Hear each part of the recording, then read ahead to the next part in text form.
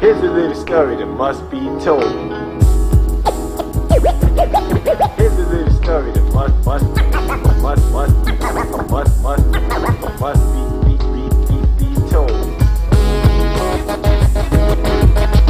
This one particular day when I came home from school, I usually go home and practice, and I was playing music a little bit too loud, and my moms came and banged on the door, boom, boom, boom, boom, boom.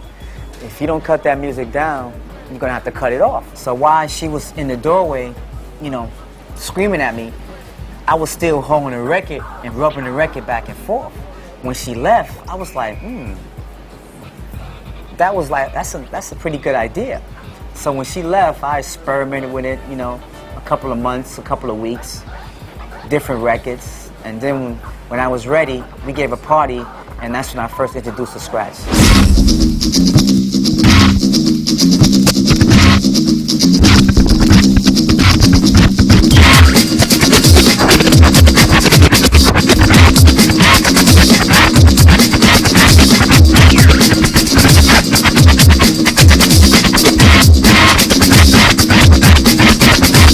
When I was at Prairie View, A&M, this cat named R.P. Cola, who brought 2 copies of 5 Minutes of Funk by Houdini and Friends, and he just started cutting up the beginning of the 5 Minutes of Funk.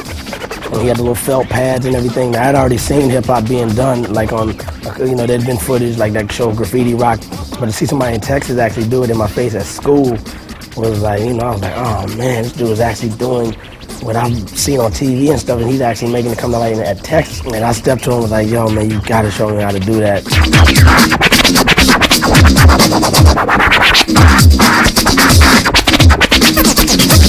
The scratching thing, that's always the first thing that usually grabs somebody. How the hell are they doing that, So it's like, that was me. How are they doing that? So I grabbed my mom's, whatever record, Joan Baez record, and I'm scratching it on the turntable, tearing the shit up out of it, and she's not home, so thank God, but she comes home and there's grooves all beat to shit and the record's all busted.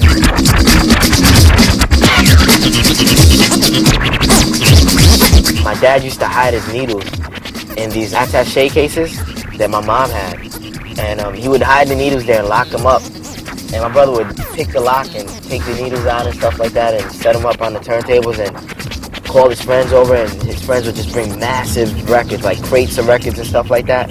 And they just make tapes, they make all kind of mixtapes with his friends rhyming and my brother DJing, cutting up beats and stuff like that. And that was my first exposure to the whole art of DJing and hip-hop.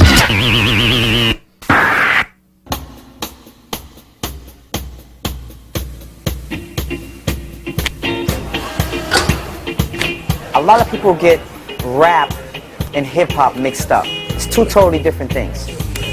When you say rap, you say an MC and a DJ.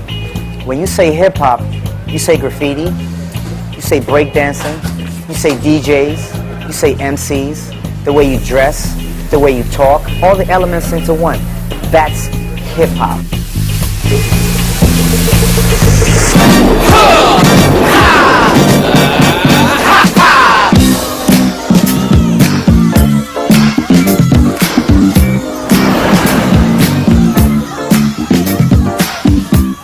The famous Bronx River houses, the home of hip-hop.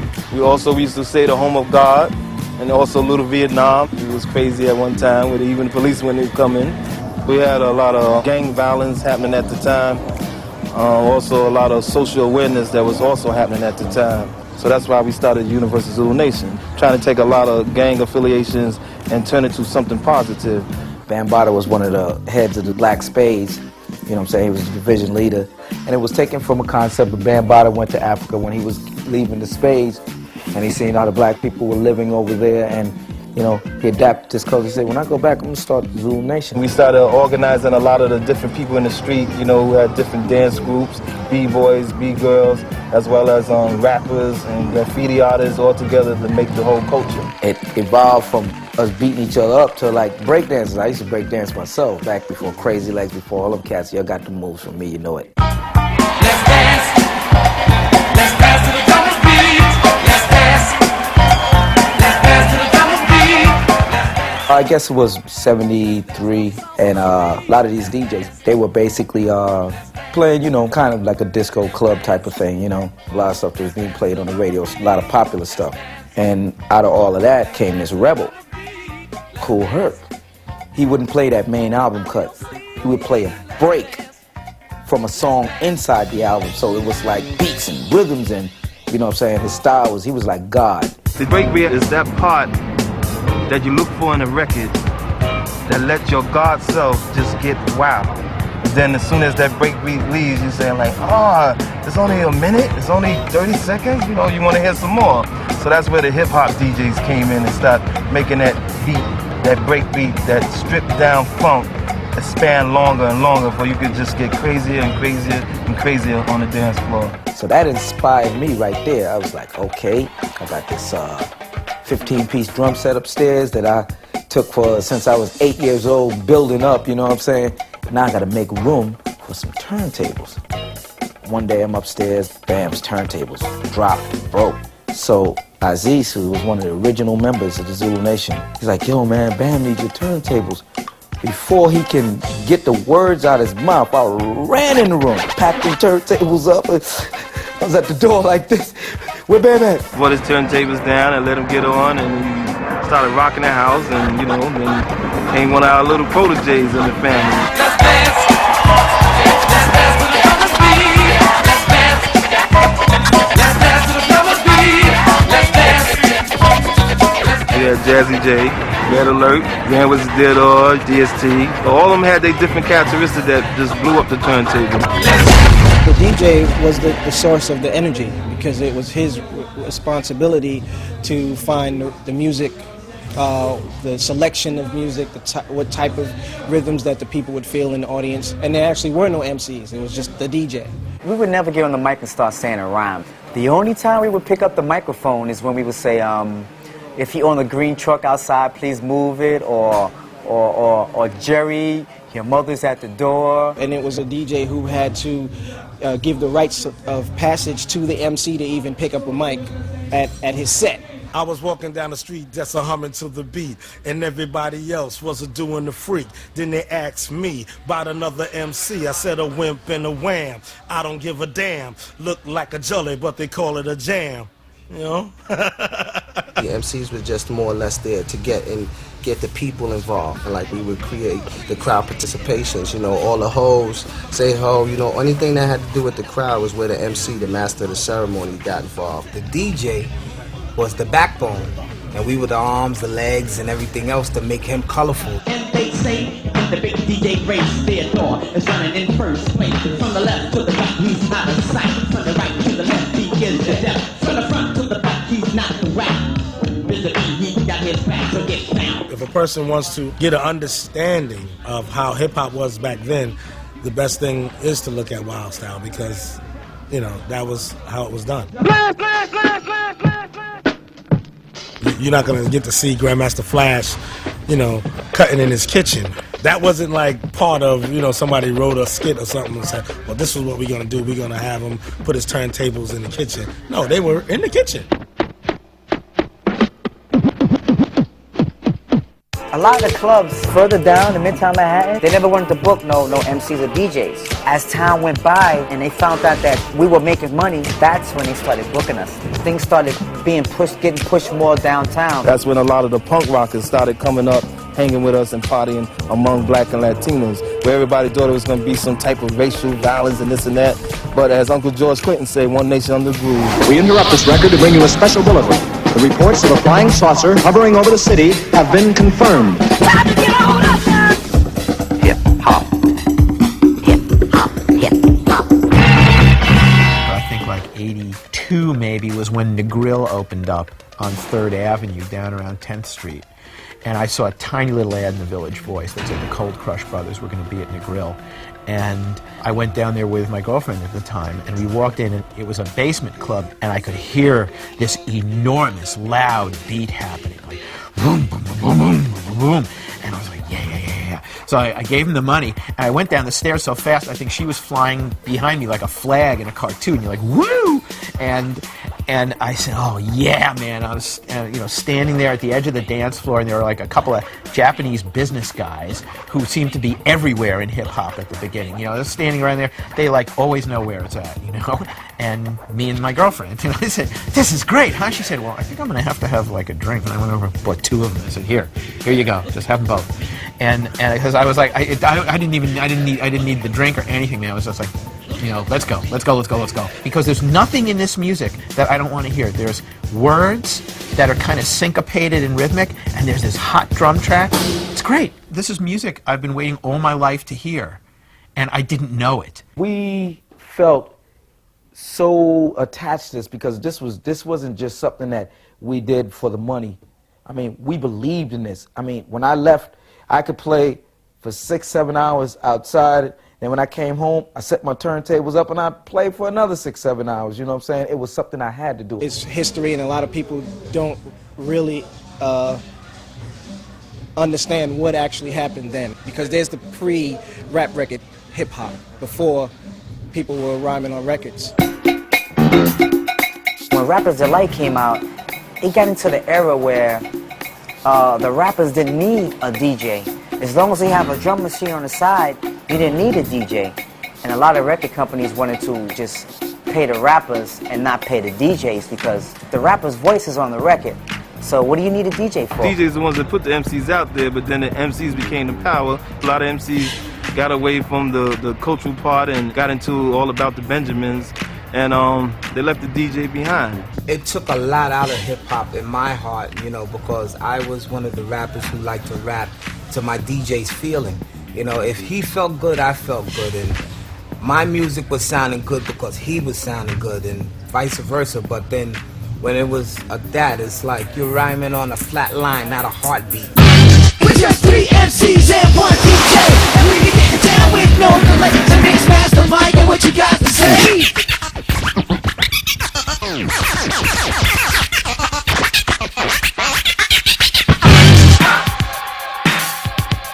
Buffalo Gals, Malcolm McLaren. All this scratching's making me itch. Zigga, zigga, zigga. Where's that sound coming from? The zigga, zigga. What is that sound? So one day I turned on the TV. I seen Grand Mixer DST live in concert with Herbie Hancock. Oh, that's where that zigga, zigga sound comes from. Is that turntable moving back and forth. And then I knew that's what I'm going to be one day.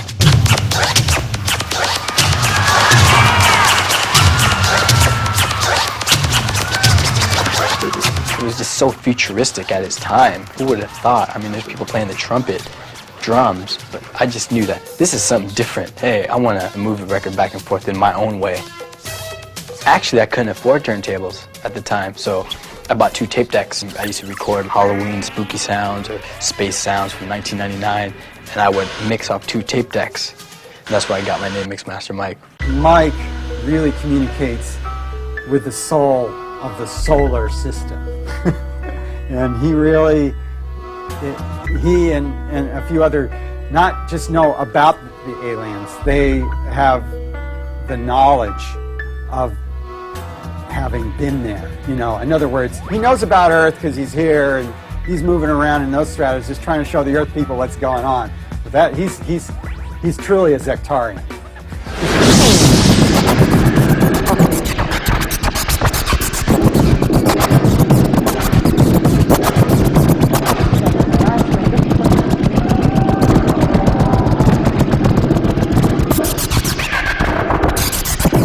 I got inspired one day because down from the apartment complex was a football field. And I seen these 3 lights that landed on the field out of my window.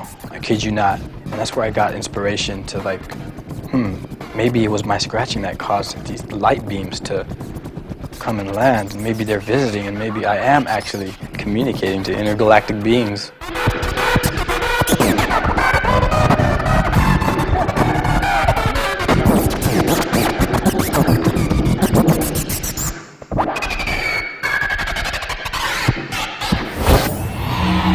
I grew up listening to a lot of jazz and funk, and I wanted to be a part of that movement in another way instead of just being a listener.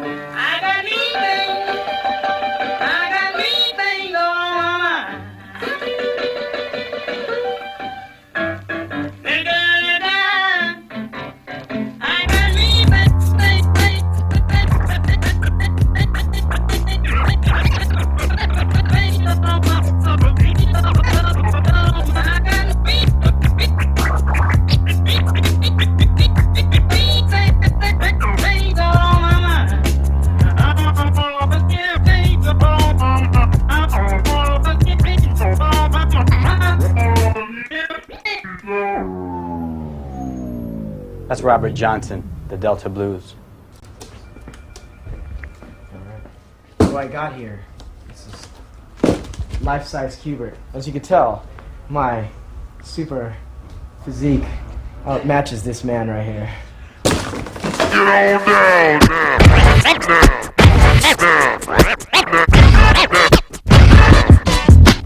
I used to DJ garage parties and stuff, and there'd be some times where I'd do the same garage in other months, and I'd see this kid pop up every now and then, and it would happen to be Qbert.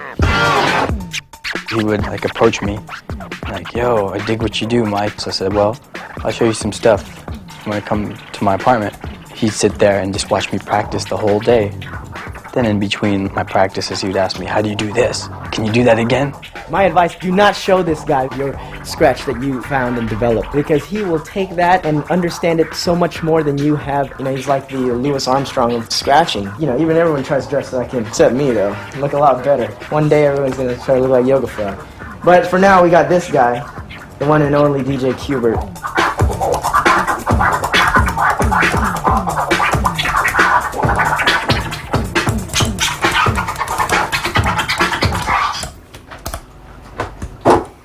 This is a fader, so you can just, what it is just on and off. You know, that's all it is. It's kind of like talking, you know, you just speak what you're saying, you know. The more techniques you know, the more, it's like each technique is a word.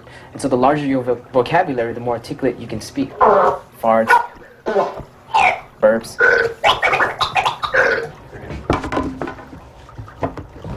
Beat juggling is the live manipulation and remix of music right before your eyes.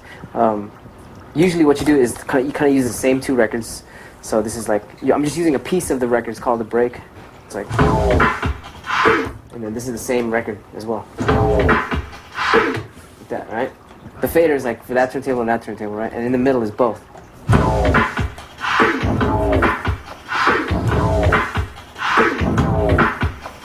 So if you mess with both of those beats, you can go.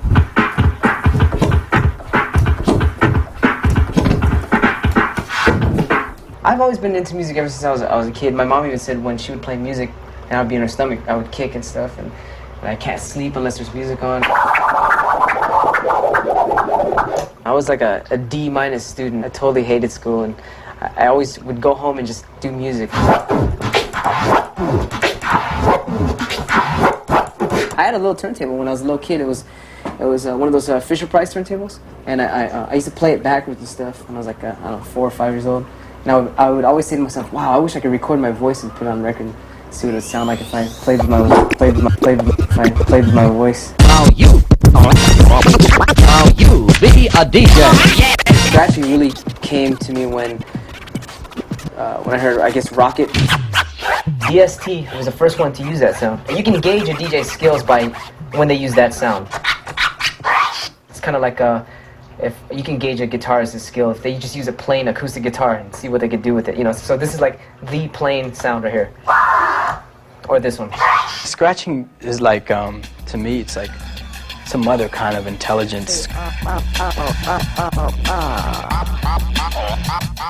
Me and Qbert used to practice. That's where we made up the question and answer. I'd scratch the question, and he would give me an answer, and so we didn't even have to talk to each other for a whole day. I remember one time he moved away to another city, and I was like, damn, how am I gonna bite it? How am I gonna, how am I gonna get his ideas? So I imagined all these, like DJs from outer space, like what would their style be? He took that and just like went in his own world with it. Since Earth is like it's like kind of like a primitive planet, what about the more advanced civilizations? How does their music sound? So I would imagine it, whatever they're doing, and I guess that's how I would come up with my ideas.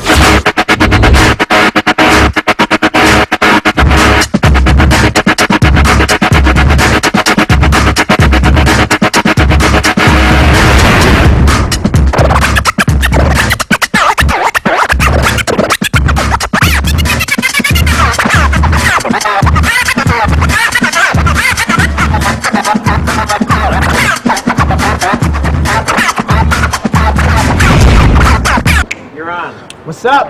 We are the Bulletproof Scratch Hamsters. Changed our name to the Space Travelers. And, why is that? We changed our name because of DJ Mars. And we don't give a fuck, actually.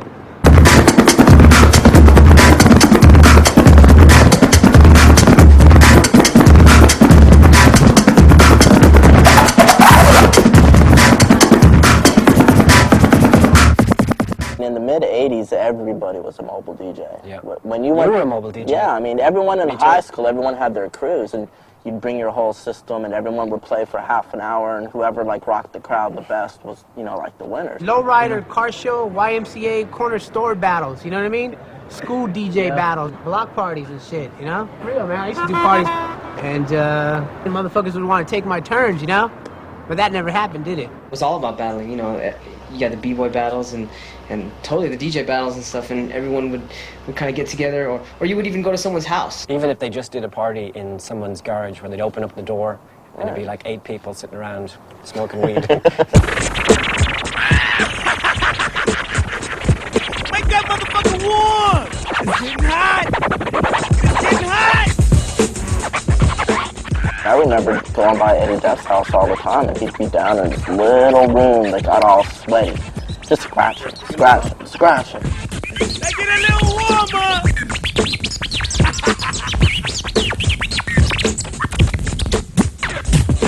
If you're doing something and no one even gives a fuck about what you're doing, and you're just doing it in your bedroom for yourself, like how you really feel, it's like a painter just going crazy. That's what happened, and that's why they would come up, like, say, the tones, go, this really is cool, you know, and it wasn't like thinking, well, will this work at the club on Saturday night? It was just, let's just do it. It sounds good to me and to these 2 other people in the room with me.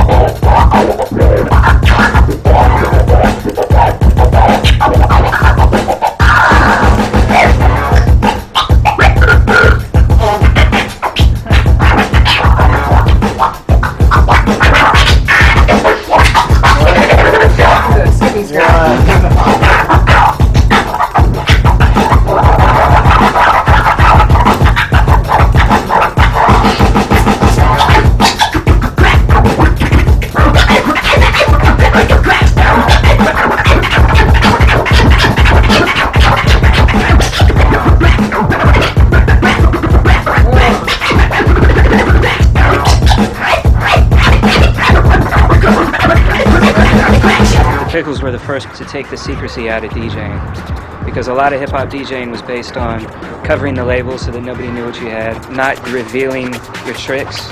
And I think the Pickles were the first people to just be like, hey, here's exactly how to do what we do.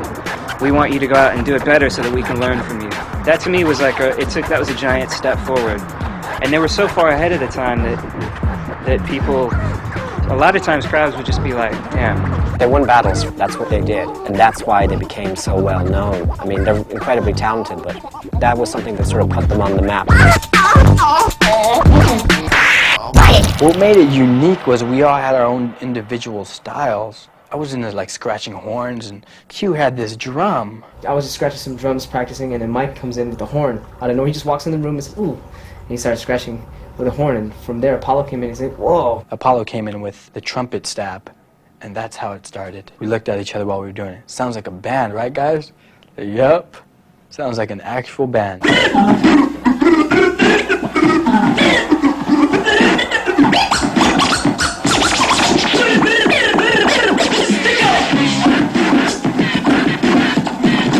Oh, we felt totally like this is it right here. We're doing something different than everyone else. Yeah, we were totally like on another branch of hip hop.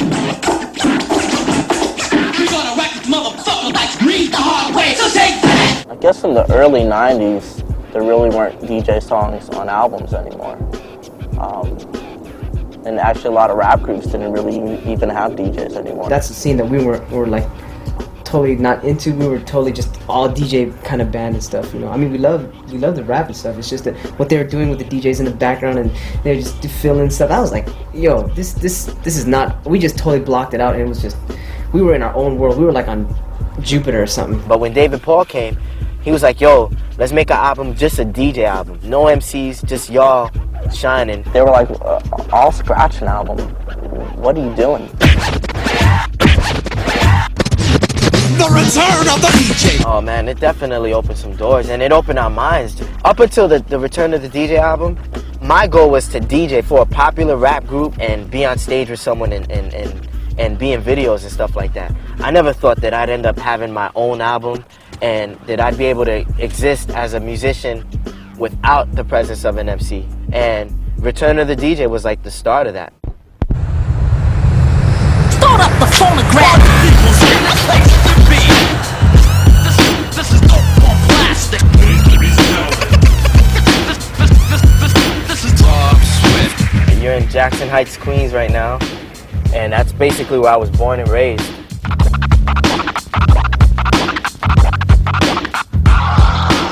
I'm Spanish. My parents are both Colombian, and at an early age I was exposed to music like salsa and merengue and stuff like that.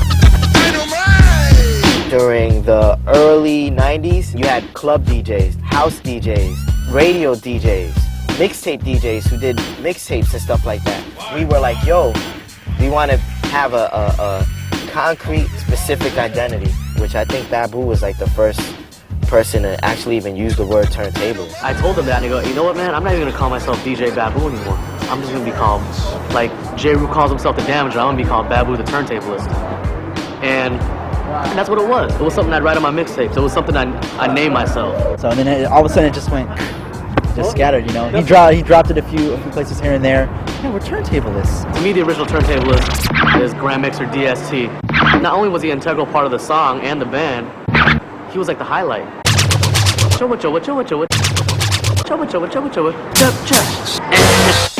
The turntable is a musical instrument as long as you could see it being a musical instrument. You're dealing with notes, you're dealing with measures, you're dealing with timing, you're dealing with rhythm. It's just, you know, different tools, but the outcome is the same, music.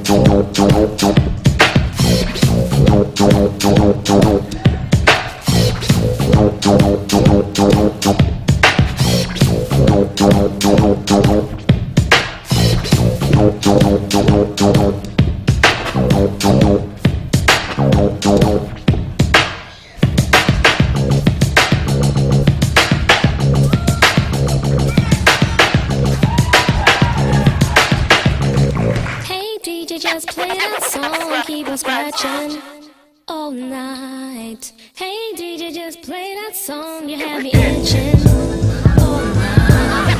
Hey DJ, just play that song, keep on scratching all night. Hey DJ, just play that song, you have me Rocco? itching all night. Hey DJ, just play that song, keep on scratching all night. Mr. Sinister representing the executionists from Queens, New York. Word. Representing Brooklyn Total Eclipse. Rob Swift. Rob Swift. Rock Raider from Manhattan, representing the X.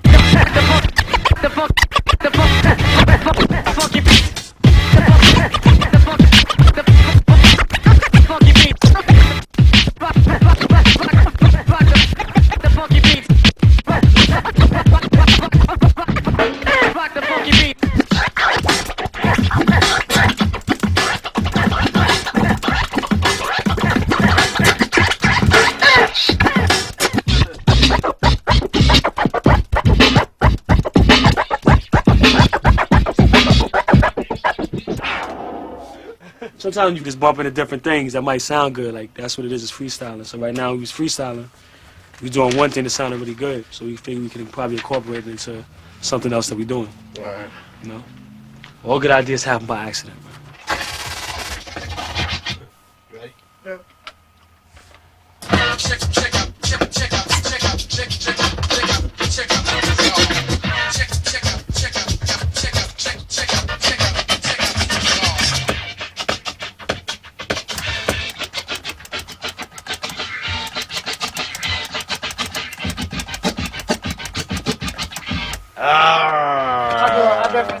No, those three were good. Just go from the left. After the third one, you just gotta do the end. The last one. The last brown feeling, right? Thing. To do the last. Once you do it, you get burn, you get burn. Huh? No, like how you how you said burn, you get burn. What we're trying to figure out is how to record music in a way that'll come off similar to the way a regular band would play music. So it could start off with one kick and snare, and it'll evolve into something big.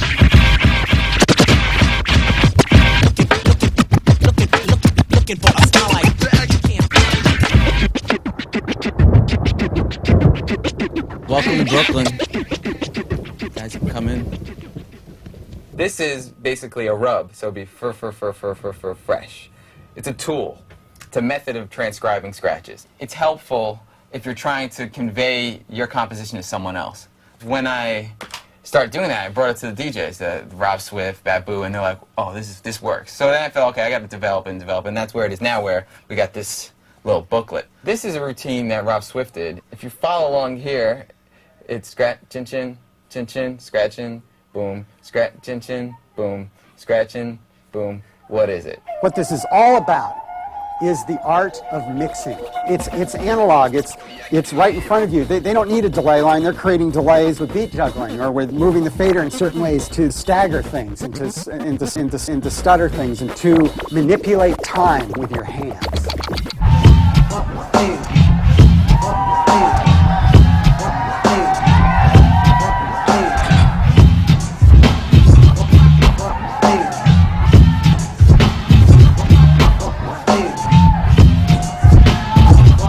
My dad's a professional musician. He wrote the Have a Coke and a Smile jingle. I don't know if you remember that, but so I get a lot of my musical background from that. I had like a traditional music upbringing. I was always in the band. I played piano and drums, and started drums when I was 7.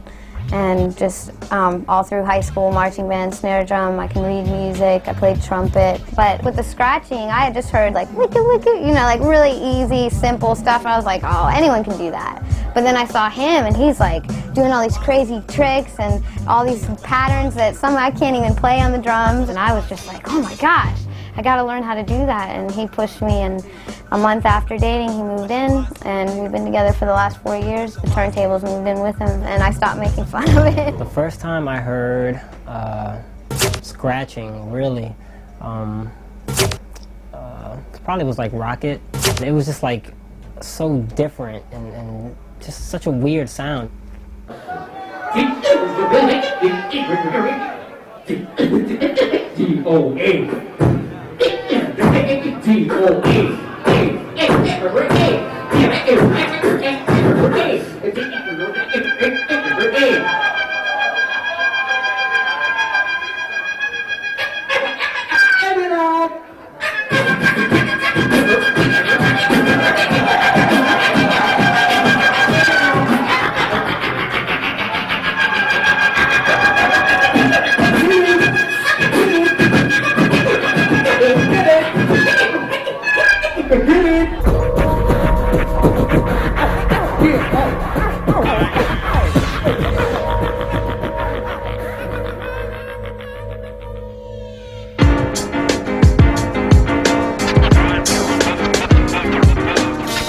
Yes, there was hip-hop, and it started like, you know, when it started, but my mom had the actual records, and hip-hop just showed me how to play those records. See, it's 2 of them. Circle, circle. I don't have a mixer. When I bought my first set of 1200s, I woke up the next morning and I looked at them and I said, oh no, what did I just do? I just spent a whole lot of money on turntables, And then as I begin to gaze at them, I said, wait a minute, I can make this work.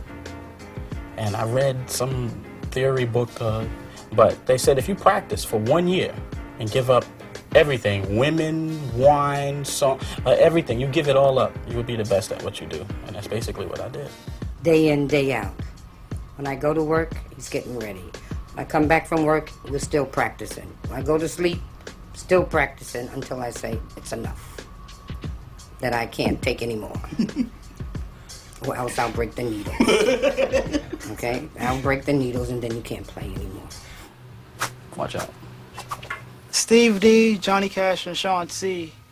Like, we used to all hang out together, and we used to go up to Steve's house and practice, and we started going with Steve to these battles, because at the time, like, Steve was, like, the illest person out of us. Oh, the wheels of steel, he oh, the wheels of steel, the wheels of steel, he is. Oh, the wheels of steel, he is. Steel, he is. Oh, the wheels of steel, he is. Steel, he is. Oh, the wheels of steel, he is. Steve D, the founder of beat juggling, and Steve D helped me realize that once you think you've reached the limit as an artist to what it is that you do, once you believe that, someone's gonna come along and prove you wrong. Battling, b-boying, you know what I'm saying? That's where it all came from. That's where hip-hop came from being, you know, competitive and from like trying to like knock the next guy down and trying to be the best. But it's all fun, you know what I'm saying? It ain't like real beef. Hip-hop is asking you a question, you know, and that question is, what are you going to do? So if that person is considering himself hip-hop, as far as battling or being a DJ or what have you, he's asking you that question, and it's up to you to answer it. And if you don't answer it, you lose. Isn't competition kind of like part of the American way? You know what I'm saying? Like, aren't we all kind of raised to compete in the world and to get ahead the next person? All the time. I'm competitive with anything. You know, I want to be the best at whatever I can be. If it's drawing a straight line, I want to be able to make the straightest line. Because, you know, growing up in Harlem, you know, you have to be tough that way. Understand, this is the motherfucking DMC! U.S. Finals! Somebody gonna leave here and go represent for the U.S. DMC stands for Disco Mix Club. It was a house music competition, and then DJ Cheese from Plainfield, New Jersey, who's the '86 world champion for DMC, when he entered that year, he introduced scratching into it and changed the whole battle. And they went along with it and let it be a hip-hop battle.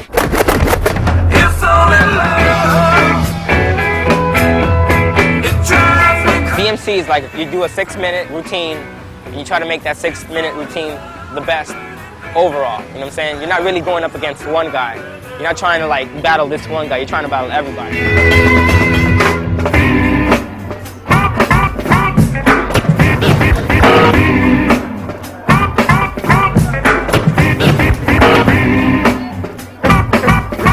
We did 12 heats this year, and they all, you know, managed to win in their own cities or other people's cities, and came out to battle. So everybody was almost a first timer. So funky, so funky, yeah. Yeah. It's tough, it's tough, it's tough, Back in the day, DJ, it was mostly like, you know, you'd mix. You know, if you could mix two records, you know, just blend records, you were cool, you know, and you might have like a little, you know, double beat here and there, and then scratching came along, and that was the big thing, you know, scratch, oh, if you could scratch, wow, you could scratch and mix, wow, that's pretty good. Transform. Yeah, if you can transform now, wow, that's another plus, but then it just went bananas when people started beat juggling and then flaring and, you know, just crap. Then after that, then became body tricks. When I won the DMC World Finals, Rob was like a big time help to me right at that point. Like, I used to come into his house, practice, just put my set together like we were just putting our song together. We just were like, hey, it'll be dope if you do this at that point, and just a lot of input, a lot of help.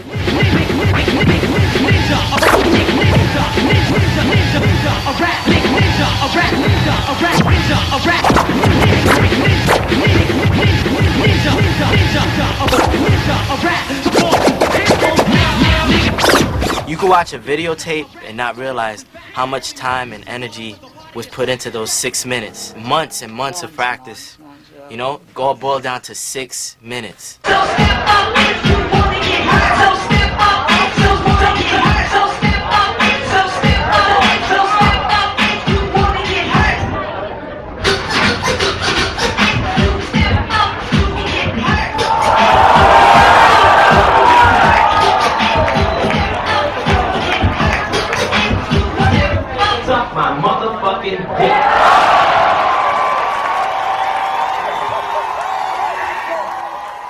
once you get in front of the set and it's like, you're going to compete against him, I'm not his friend anymore. I can care less. I want to eat his kids. You know, you gotta try to act like you're the #1, but it's all an act, you know what I'm saying? Inside, you know, I get nervous. You can do your routine 100 million times in your room. You get in front of like 500 hardcore hip-hop fans expecting to hear something. You can crumble Anything pretty can happen. fast. You can be DJing and scratching, your record skips. Oh Skips, shit. yeah. You could go to like move the pitch control, your arm hits the needle. Oh shit. Oh shit. Oh shit.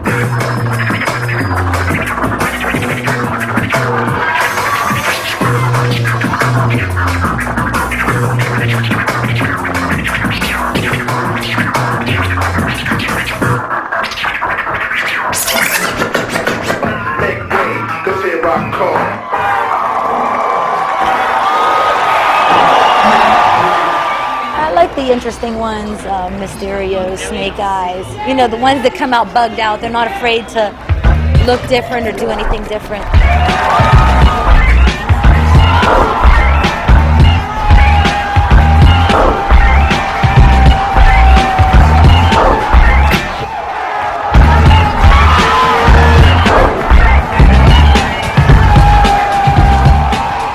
Competition is a way to get seen, as opposed to just DJing out in the street, in the park. You know, you get to reach a wider audience.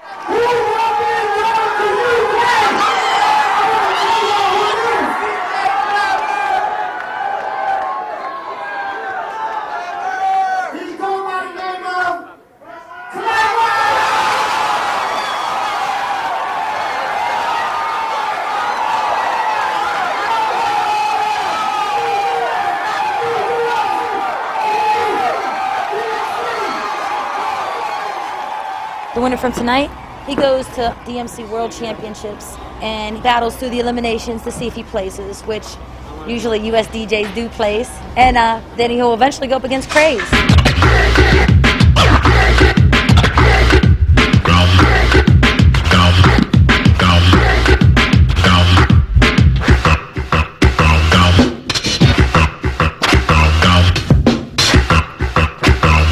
When I was competing, I would be, I want to be the best, you know. I want to learn all the tricks and put it together and put mines on top of it and flip everything, you know. And then I guess now I'm more like of a soul searcher, where I kind of try to outdo what I did yesterday and kind of just do it for the love without competing against anyone else but myself now. They just get over it. It's so stressful and it's too much. It's too much to like stress all year planning the routines. Even Craze said it, you know, after this third time he's done, whether he wins or loses. And 20 years from now, I want to look back and I want to be like, yo, I had fun when I was like 20 and I was doing all this crazy shit with the turntablism stuff. I don't want to look back and be like, yeah, man, I was representing. I was keeping it real. You know what I'm saying? I don't want to, you know what I'm saying? I'm having fun, and that's what it's all about. Let's see here. Who you want to pick a card? Any card? No, let me just see. Let me see. I got Rex in effect. I played with Dougie. That's my first playage. And then Toshinobu Kubota, Toshi for short. Then there's Guy, Luke Skywalker, both times with 2 Live Crew, Blackstreet. It's all fun when you DJ with a group because you get to showcase you. If you ask some of the turntablists, you know, what groups you DJ for? Huh? What group? You know what I mean? And it's like you can't tack any medals onto the trophy that they may have that's sitting there. It's like they didn't go any further, you know, and I think that they need to get, if they want to elevate the art form, it has to be on a bigger platform.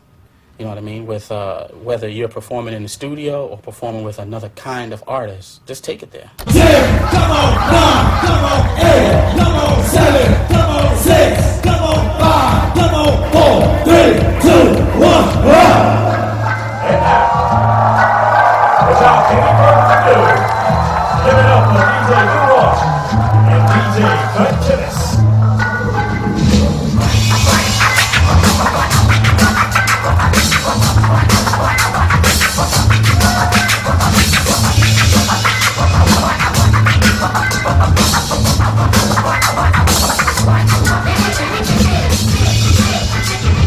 I took clarinet in the 4th grade.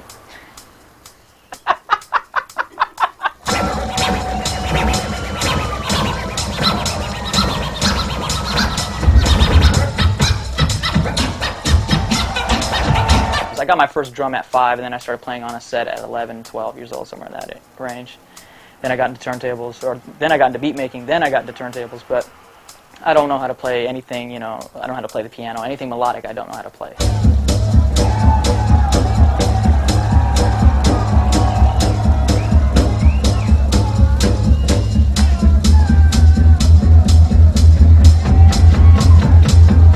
Turntable was originally something you walked away from when you put a record on, you know? You never thought to sit there and look at it and say, what else can I do with this? You're not supposed to, you never were supposed to touch it. Yeah, it was so... Your parents were like, don't touch the turntable. Yeah. Don't touch the record. You're going to ruin it. I was 11 years old, and I heard Rocket by Herbie Hancock, the DST scratching on it. It was ship, ship, shrew it. And I grabbed the shrew it. That sucks shit.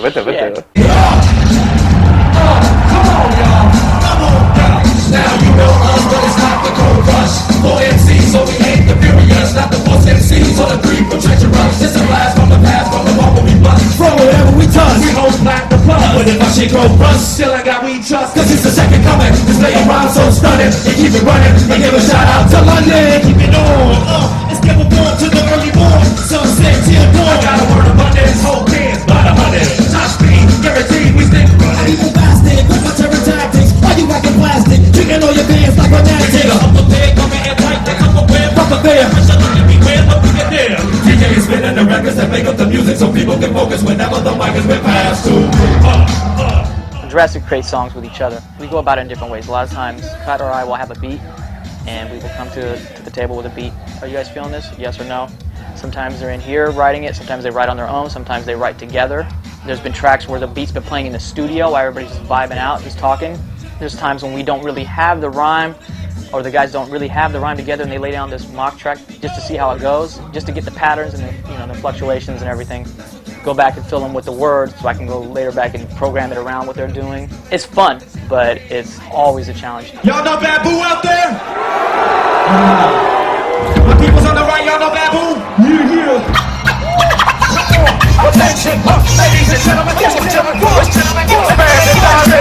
end of the night, when we put down the mic, thinking these dilated people, brings me the guarantee for sure, a form is sure. To try to do the same, but they stop and cure. I'm carbon copy. That's right, every foot up so sloppy. Lust off and quit.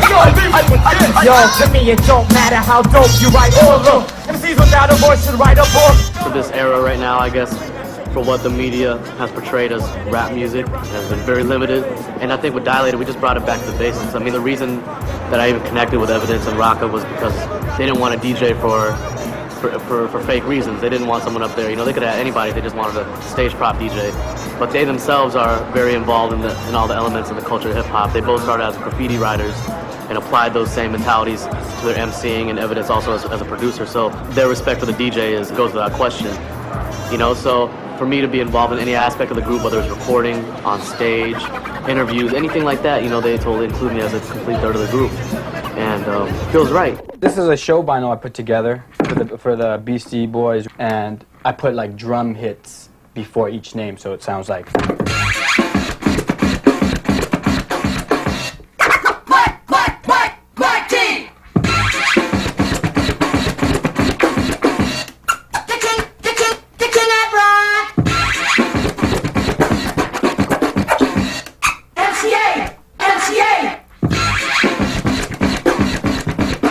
And of course, Mix master.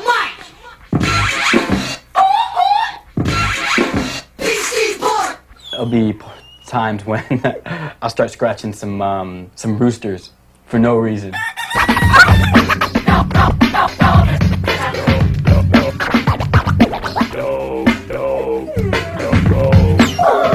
Just totally flip them out. You know, it's like I'm their maestro, and it's like whatever I throw in, they have no choice. They have to rhyme over it.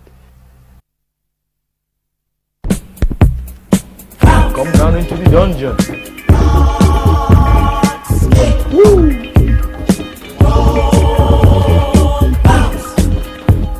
This is basically more or less the bulk of my collection. I got records dating back from the early 30s. You know what I'm saying? Got some vintage hip hop. Even got a little Chuck Berry right there. Chucky, baby. Yeah, I got 300,000 or 400,000 altogether I have in the house. Doubles of a lot of things, you know, rare cuts and some garbage.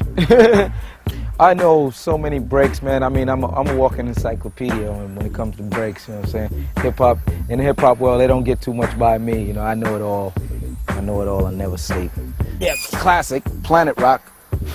One particular thing that I remember was going to see Africa Bambaataa Planet Rock. And Jazzy J was so funky, it was great. Moving from one break to the next, cutting 2 records together, it was just wonderful. And Bambaataa would be, you know, looking at the crowd, you know, being the sort of inscrutable master of records. Sam would feed me the records and I'd just go off. Once I get into a zone, it's like you can't even talk to me. I start hopping back and forth. At one point, took out a 45, slips it over Jazzy J's shoulder. And, you know, Jazzy J, you know, looks up and takes it. Bam would point to the line, play the second cut. Play the second cut, the break is right there. Puts on the 45, and this break comes to the end, and then voop, voop, voop, boom, he lets it go. And I was, you know, I was sitting there, I was like, wait a minute, what? And it was the opening break from the Shirley Ellis record, The Clapping Song, which I think the last time I heard that, I was 9. And I really liked it when I was 9. And all of a sudden, everybody's dancing to this funky break, and I thought, that's fucking amazing. Africa Bambaataa, master of records. 369, the goose drank wine, the monkey threw the back on the streetcar line, the line broke, the monkey got choked, and they all went to heaven in a little rowboat. Clap, clap, clap your hands and prepare to pat. Amongst all these records of shit that's probably here, you know, like your Lawrence Welk and, I don't know, Earth, Wind & Fire's not really shit, and Rolling Stones, all these records that you're going to have here, there might be that one diamond in the rough, like, that's really a rockin' beat. When you find that one that you know you were the only one that found, you just kind of remember, okay, this is what it was all about. You could be digging for breaks or vocal samples or bass lines or weird children's records or whatever, but it's the whole art of building up an arsenal so when you do go to a party, you're different from the next guy. My friend T-Ray, he tells me these stories like, yo, Cut, he's from the South. He's from South Carolina. He's like, yo, Cut, you know, I could go into a town and just, I could just smell the records. It's like, I pull in and oh, honey, we gotta stop. There's some records in this town, you know? You're digging all day when you find that one record, you know, it's at the end of the crate, you're dusty, you stink, you know? And it's a whole culture. I mean, it's that whole, like, you got it on vinyl? You got 2 copies on vinyl? It's like that always thing you're asking. It's like your drug. You got that? This happened to me when I went to North Carolina. Okay, just look in the yellow pages under R for records, and we'll find stores. The phone page is ripped out. Somebody got there before us, looking for records. I talked to T-Ray, and he was just like, oh, yeah, man. Oh, no, you won't be able to find a phone book with records, you know, listed in there, because I tore them all out already. So I'm like, oh, man. DJ Shadow. He's the king of digging. No one's iller than him. He's got a keen sense. He's got the spidey sense. He comes here regularly and spends the day usually going through the records downstairs. And he's been coming here for a long time. And he always comes up with a big stack of records like that. We don't let just anybody downstairs, so he does have a special relationship in that sense. This is just, it's my little nirvana. And being a DJ that I take, you know, the art of digging seriously. And this is just a place I've been going to for 11 years. It's just an incredible archive of music culture. And there's the promise in these stacks of finding something that you're going to use. And in fact, most of my first album was built off of records pulled from here. So it has almost a karmic element of like, you know, I was meant to find this on top, or I was meant to pull this out because it worked so well with this. So it's got a lot of meaning for me personally.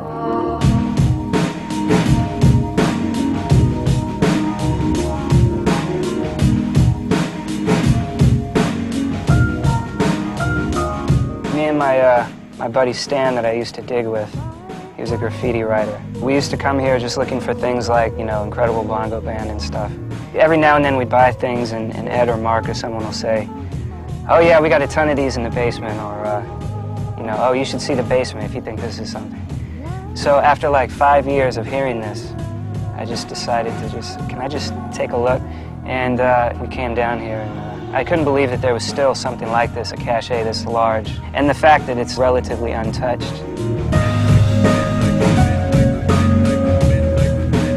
Just being in here is a humbling experience to me, because you're looking through all these records and it's sort of like a big pile of broken dreams in a way. Almost none of these artists still have a career, really. So you have to kind of respect that in a way. I mean, if you're making records and if you're DJing and putting out, you know, releases, whether it's mixtapes or whatever, you're sort of adding to this pile, whether you want to admit it or not. You know what I mean? 10 years down the line, you'll be in here.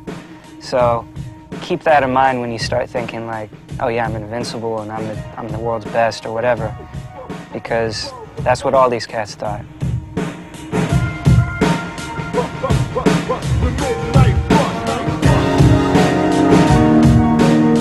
Over here is where I was digging, and there was a mummified bat under one of the records. That was nice. Watch your step here. Do you smell the gas? It smells like gas. I guess that's just the records. I honestly feel like the people that dig don't stop digging because it's a part of who we are. People that don't, you don't have to. It's not going to make a bad DJ good, but it'll make a good DJ better. Midnight! We're gonna do a song that you never heard before. Double D and Steinsky put out Lesson 3, and it was like a couple years after it came out. I heard it like in '86. And this was essentially like literally a lesson in all the old breaks being played by themselves from front to back in an order, a cohesive way that just, you know, it was groundbreaking. The torch has been passed to a new generation of Americans. Lesson 3. It was a fusing of a lot of funk music and being able to take all these spoken word elements. And it became this increasing series of left turns where all of a sudden it was like, oh yeah, right man, great, this is like we can put Humphrey Bogart over this, and I have this seance record that we can use. When I heard that, that was, I mean, over the years I always kept referencing that track. So when it came time for me to make my first record, I called it Lesson 4. And just so happened that a few hundred miles away, Cut Chemist was doing the same thing, for the same reasons. Lesson 2. That was the first time I've ever heard breaks, old records with drum beats on them. I listened to it and I was like, wow, this record was made entirely from records. And I just went bananas. I said, this is it, this is the missing piece, you know, to hip-hop for me.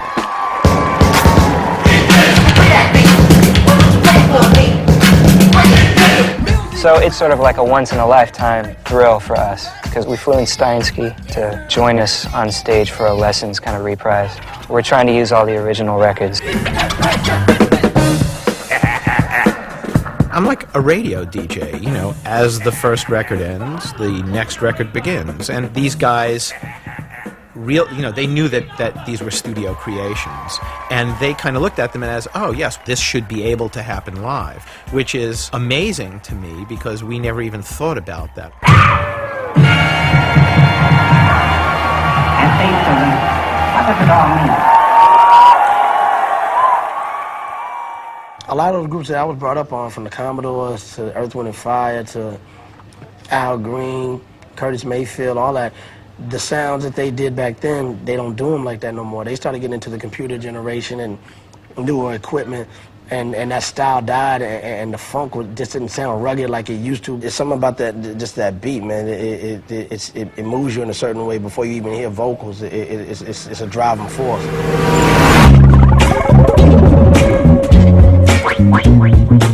To me, Premier embodies the best possible combination of an innovator in the DJ realm and an innovator in the production realm. You could tell he was a DJ first, got good at that, and then started making his own beats and just utilized records in every possible way. And the artists I work with, I always kind of hear the song before I do it. And what it is when I start looking for samples or sounds on old records or whatever, I'm trying to find that sound that I heard in my head. And until it sounds like what I'm looking for, if I gotta search for a month until it sounds like what I'm looking for, that's how long it's gonna take. When Guru heard me do my demos and put me into Gangstar, I knew that I don't deserve 50% of the money if I just DJ. I gotta do something else. That's why I started saying, let me learn how to do beats. And then I'm putting my 50% into the group. And I feel like if you're a DJ, you should know how to produce tracks because we rearrange tracks and remix tracks just from having records around. So if you can do it at a party or make mixtapes, you should be able to do, hot tracks.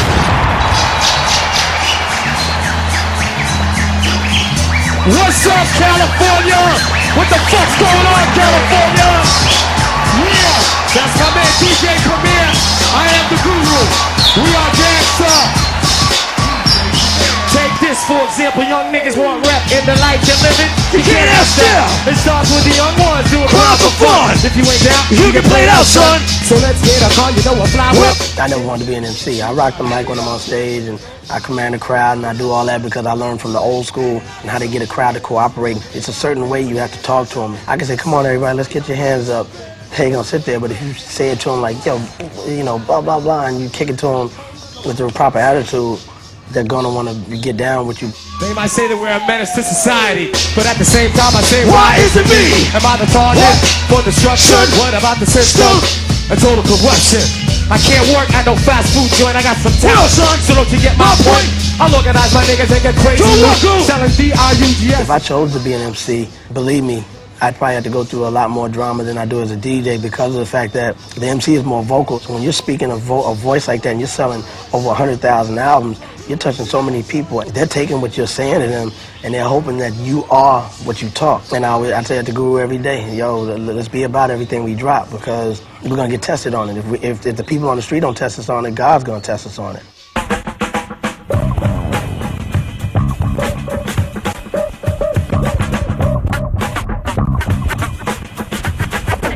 Making your own vinyl is, it adds a different level from when I was just playing other people's records and can just, I kind of had to go with whatever their format was. I've got this record that I put out that I made where it's nothing but guitar tones. And it's a whole octave.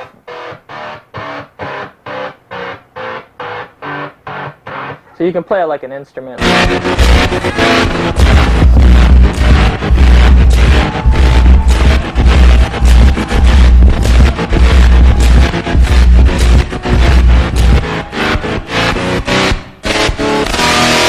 That's kind of evolved. People used to not like vinyl that was kind of set up for DJing because they thought it was cheating. But then I think music started to be made anyway, catered towards DJs. So records specifically for turntablists and battle DJs and that sort of thing started popping up. These are ultimate breaks and beats. That whole digging in the crates thing. These kind of like helped a lot of guys find those breaks that are just not around. This was an opportunity for them to just like have these. There are hundreds all over the place. This record contains 7 different noises. Noise number 1 is the horn staff. And then the numbers. I'm with a 1, 2, 3, 3, 3, 2, 1, 2, 3, 2, 1, 2, 3, 2, 1. 1, 2, 3, and then the tweak tone. And then the crash.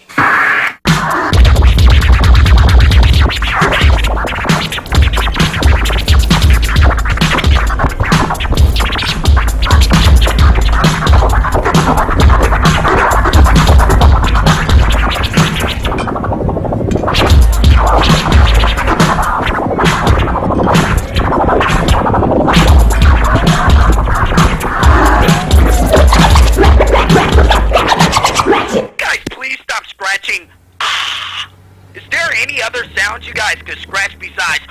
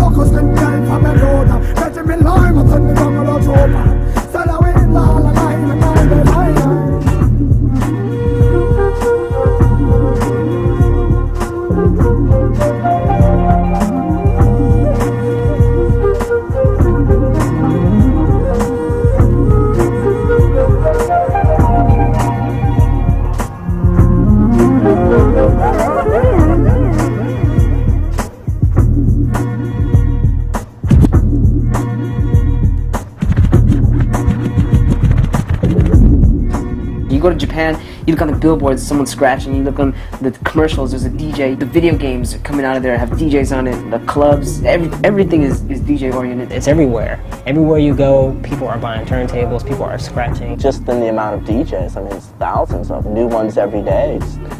Kids want turntables and a mixer when they graduate from high school. They don't want a car. They want turntables and a mixer. I'm gonna read through the order one more time. So we're gonna start off with Will, DJ Spaz. Second, Daniel, DJ Froth.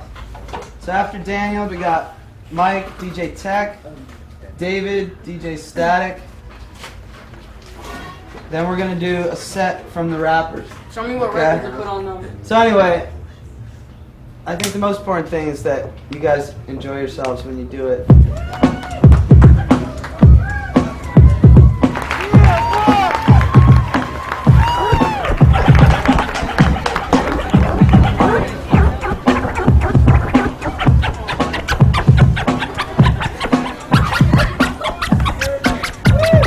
It's a good thing to do with kids because they can put a record on and they can feel like, all right, I'm making music. And so, they can just come on the first day and be successful.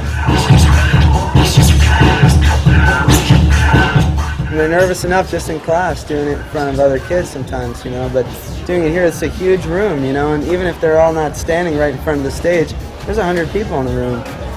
They're nervous.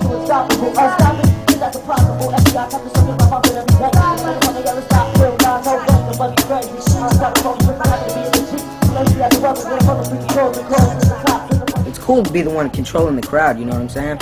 All the kids around me in my class, they say, oh guys, you gonna DJ the next dance? I'll say, yeah, I'll be there. So we'll be dancing, scratching, or playing music or whatever. So it's cool. You know what I'm saying? We rappers, but we be doing a little DJ. You see the little shirt right here. So DJ, they cool because, a lot of guys like it, they be bumping it in the cars and stuff like that. It's the whole hip-hop thing. Yeah, it's the whole hip-hop thing. Everything has to do with hip-hop we like. Do you like scratching? Scratching? Yeah, what is it? Scratching, scratching, scratching, scratching. You like scratching, scratching, scratching, scratching.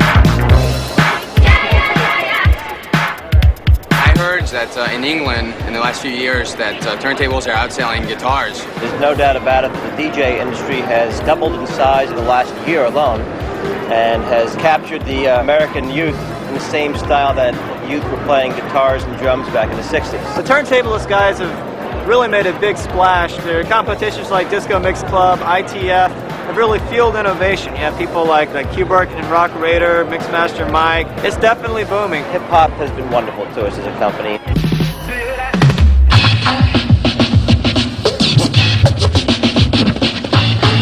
That's why Pop is the man.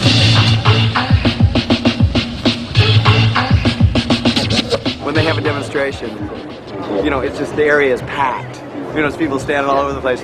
We've had some legendary guitar players, we get 10 or 12 people, I spent all this time woodshaying to learn all these licks and everything, musical theory and everything, and these guys come along, scratching up the place. I've tried out myself, but I didn't know what they're doing. They could do some really neat stuff with it. But I guess honestly, I hope it doesn't become another one instrument out there. I don't know, that'd just be a letdown. The turntable can entertain you for a while, but if you are only entertained that way, then you are eventually going to be dull. Kind of a silly way of making a noise that's not too pleasant to ears. Without musical instrumentation, what do they have to scratch? What are they going to do when electricity runs out and they're stuck with acoustic guitars? I don't know.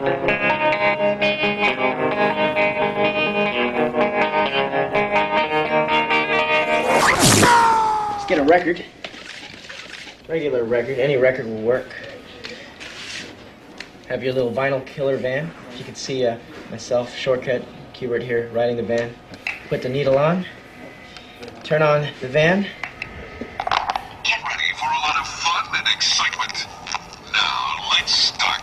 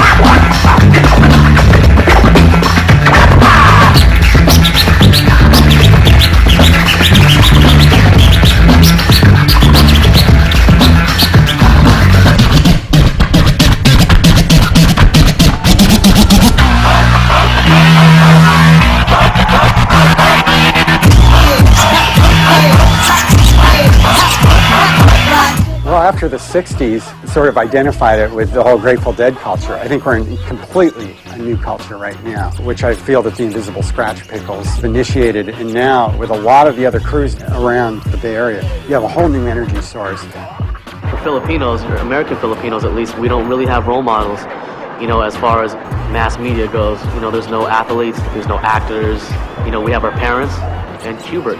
And, you know, whether Q likes or dislikes the idea, he's very much a role model. You see it, you know, even the Australian DJ champs are a couple Filipino guys, you know what I mean? It's more than a coincidence, you know, and I really attribute it to Qbert and Mike and Apollo, like, putting the DJing out there so much. Invisible Scratch Pickles' presence, you just kind of go, uh-oh.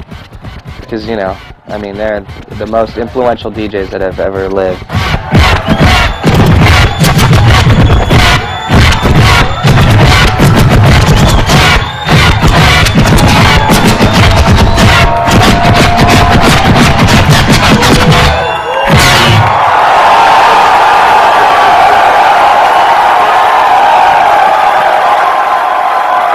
Thanks a lot, San Francisco.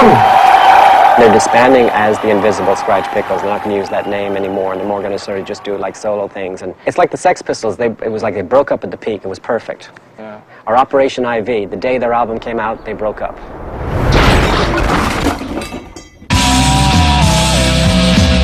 I'm waiting for the DJ PlayStation game. You got your Burger King DJ, you know what I mean? You got your fucking, you got your LA Gel commercials with some fucking DJ. What the fuck is that? What does a turntable have to do with your hair? Same shit that happened to breakdancing is gonna happen to DJing too, you know what I mean? The true motherfuckers will survive and still be doing it 20 years from now. And then there will be all those fools that jump on it for, you know, for the trend of it. That's the whole thing. We got so kind of tired of the MCs. Fuck you guys, you know, we're gonna do our own thing. But now we're kind of screwing ourselves because we're almost kind of doing what the MCs were doing. We're taking this DJ thing, and no one's pushing the boundaries, and everyone gets up there and they just do their little da-da-da-da, and they go to the next guy and he does his little deal, and no one's throwing in any originality, and we're just kind of getting typecast into this, oh, that's turntablism, or that's turntable music. I know the boundaries of that. I know where that's gone. You got all these new kids, they got like 10 records, and they're just battle records. You know, and that's their collection forever, and they think that's, when that record wears out, they go and buy it again. Like a lot of scratch DJs and DJs that are like battle DJs don't know the first thing about digging for records and how to rock a party, you know, how to get on the mic. It's really important to get on the mic and speak to the crowd. People should make music to make people want to party and not just like make music for people to study, you know. It should make you want to party and shake your ass and like why does that get some girls on the dance floor, you know? Why does it gotta be studied? I want it back, I want it dirty, I want it crunchy, I want it raw, I want it ghetto. To most of the world, you know, this whole culture and this thing is maybe 20 years old, you know what I mean, if that. And we're just on the brink of something new. And I just know right now, it doesn't really bother me because I just know, I look at the kids who are into it now, and they're obsessed like I am. And I see them not quitting anytime soon. And I just can't imagine what it's going to be like when they're the older ones. When they're making decisions, when they're going to say what's cool, what sells, what is fine music, what is not. Ladies and gentlemen, this is an experimental record. It's an experimental for me, and I hope it be experimental for you. There's always been a mystery about the drum. The drum, the drum, the drum, the drum, the drum, the drum, the drum, the drum, the drum, the drum, the drum, the drum, the drum,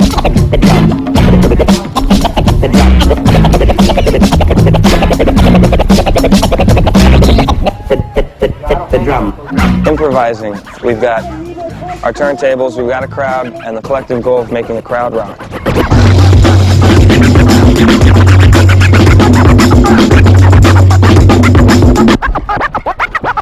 There's DJs that rock a party, and there's DJs who can really cut well. Well, what we try to do with the Future Primitive is bring those worlds together. The party rocker, the guy who collects deep breaks, the producer-minded individual, people who are like in there digging non-stop. That's the backbone, like in a jazz band. That's the drummer. And then you have the soloist, the turntablist, the scratcher, taking you on those abstractions.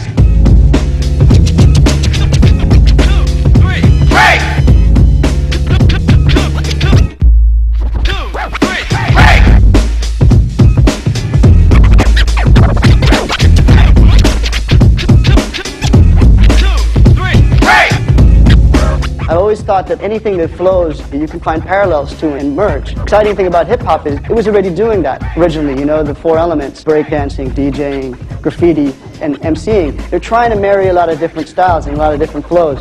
Like with Doge, he paints behind it. That same fluidity in the way he paints and what's happening in the mix, there's definitely a parallel there.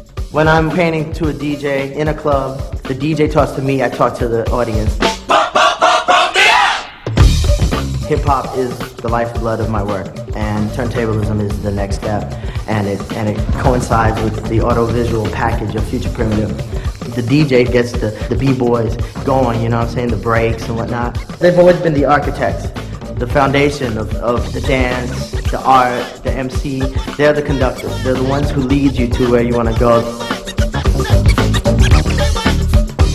Rhythm is really important. It's like if you want to reach that spiritual kind of medium in your soul, it's like the Indians when they wanted to speak to the gods and stuff. They would have like rain dances, and that would be with the drums, you know. And after a while, the drums just get hypnotic and stuff, and they go into a trance. And so music is trance-inducing, like hypnotic, gets you in that spiritual state.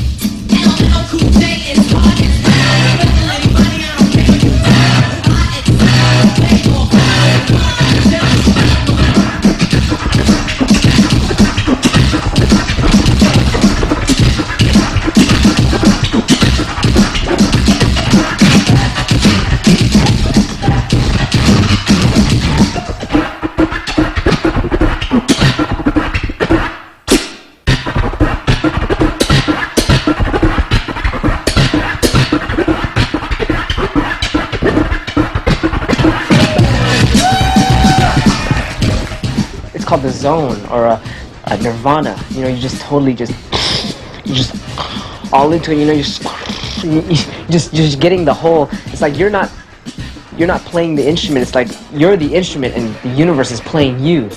It's some kung fu stuff. I don't know. It's just you're just in there and you don't feel it. You're just flowing. Nothing can stop you.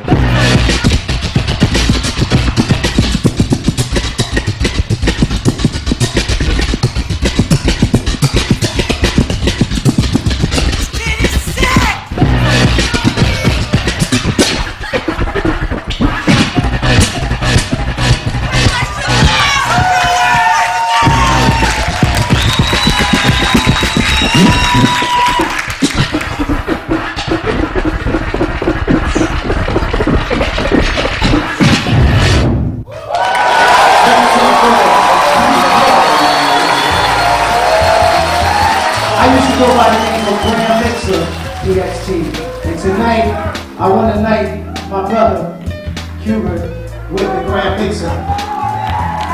So Hubert,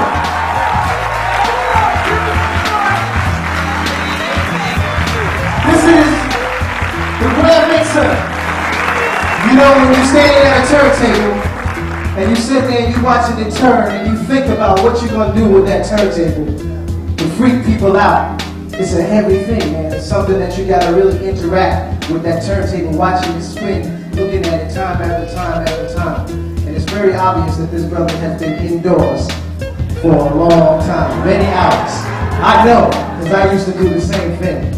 And to see somebody take something to the next level and pass that baton, then he deserves that right to use that name.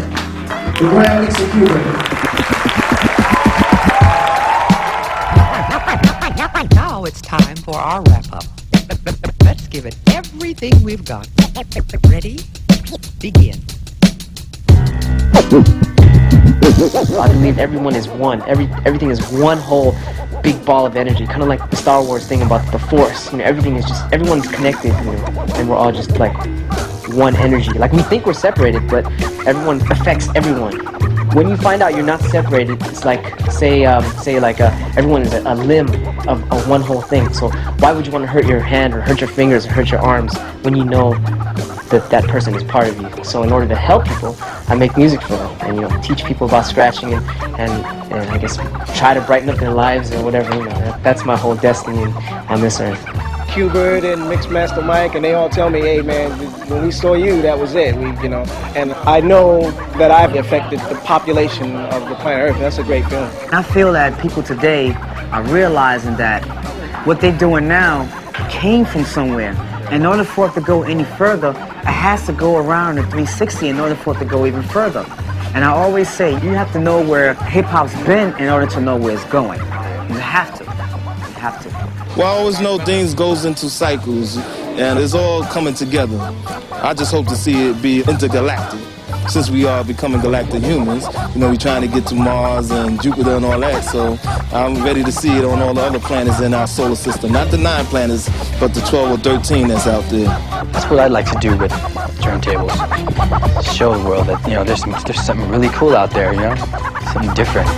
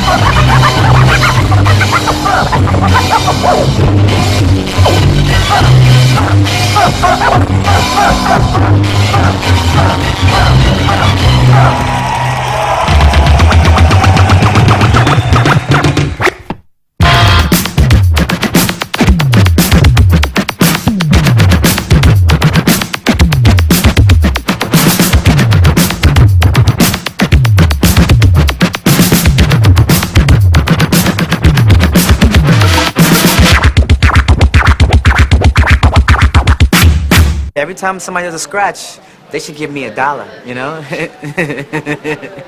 You know, I really feel that.